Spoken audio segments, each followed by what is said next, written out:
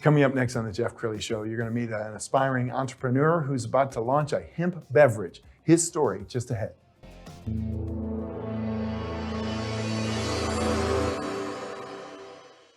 Many are predicting that the worst is yet to come, which is unfortunate, said one person here.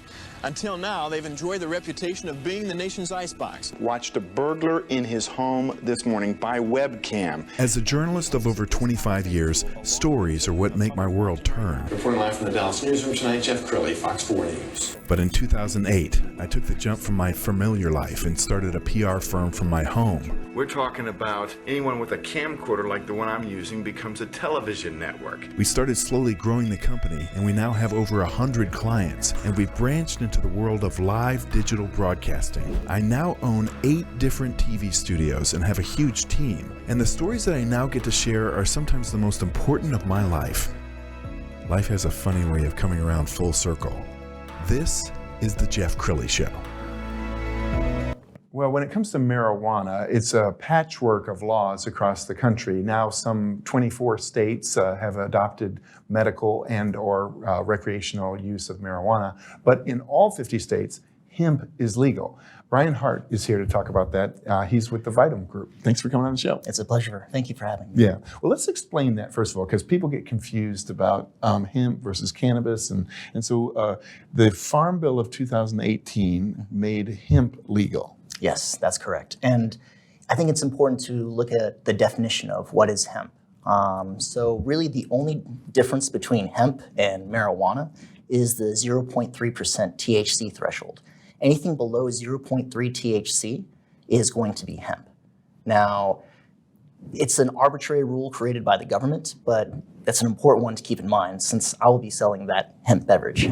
Absolutely. Well, I want to talk more about your journey into this world, and we've got some pictures that you sent us, and I'll have you kind of narrate what we're looking at here. Let's put the pictures up there. So were you a speaker at this conference? Yes, I was. That was a conference in Jamaica. Really a fantastic time. I have to say it was just wonderful because I was able to meet people from many different walks of life. But cannabis brings you together, and I was able to just give a presentation about cannabis. So yeah. Outstanding. And this? This is when I was growing cannabis in Colorado. So it was an indoor cultivation facility. I was working as a cultivation technician. I have a strong educational background. I wrote my master's thesis on the cannabis industry. However, that doesn't matter as much when it comes to being in the industry. So I had to start bottom up. Sure. And this picture is just my excitement. It was actually a couple weeks ago. That's the prototype, so to say, of my hemp beverage. I spoke with a professor at Texas Women's, and she specializes in flavors, and she was able to just let me know and say, "Yep, this overall tastes well, works well." And that's you as a businessman. Yeah, yeah, a little bit different from growing cannabis. Yeah, you look different than you did before. But one of the things that I would note about Brian is he's not afraid of hard work. Let's go ahead and roll this video. Literally on my hands and knees scrubbing the floor, but it's going to be worth it one day. It will definitely be worth it one day.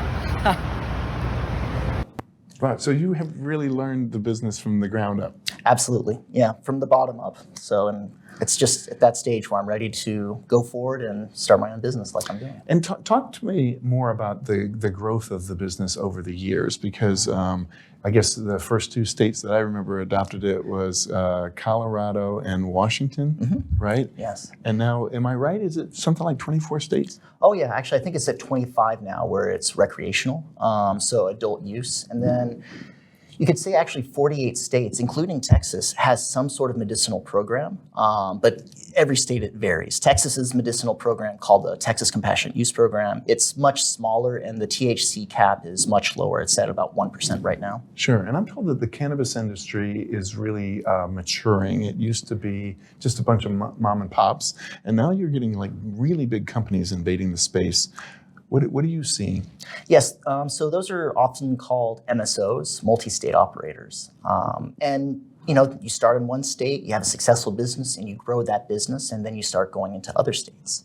Well, actually, I wrote my master's thesis on this, but a part of competition is when when your business grows, when the environment grows, you're going to have people competing, and then market share gets taken. And eventually, you're going to have going from, say, imperfect competition, like farmers, whenever they produce their crops and they sell it to market and it's one price, you're then going to have something like oligopolistic competition, where there's more of a market share, market concentration in a few hands.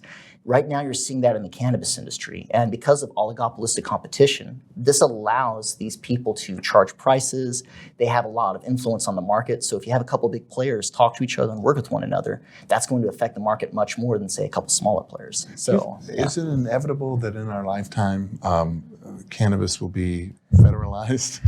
Yeah. Well, I mean, there's talks right now about moving it from the Schedule program to Schedule 3.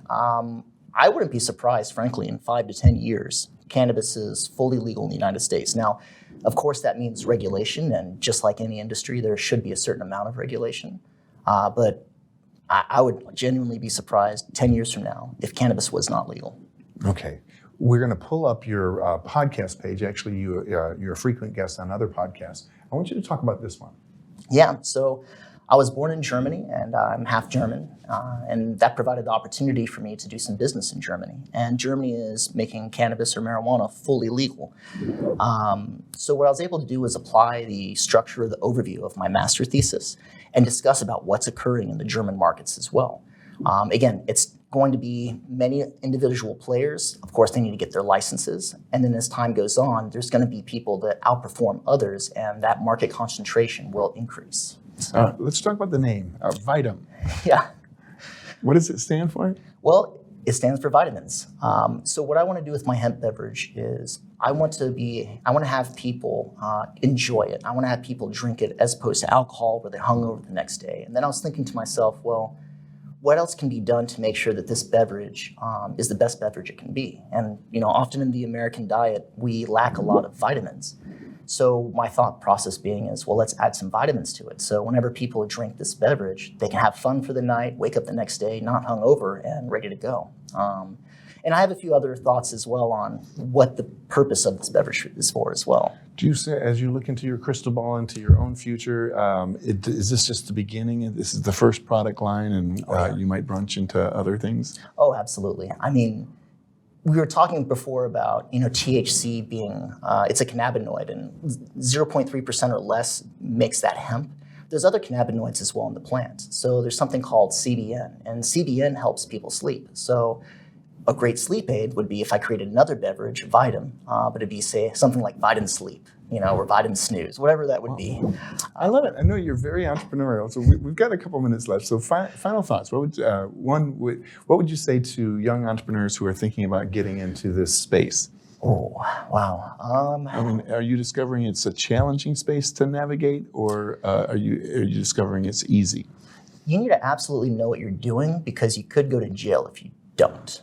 So young entrepreneurs, I would absolutely, who want to get in the cannabis space, I would say yes. Work in the industry, cut your teeth a little bit, understand the rules and regulations.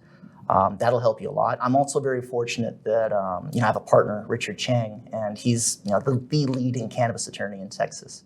And working with him, it's able to give me that additional comfort knowing I'm not going to break some rules and go to jail. So outstanding. Well, you've been an amazing guest. We're going to end with your LinkedIn page.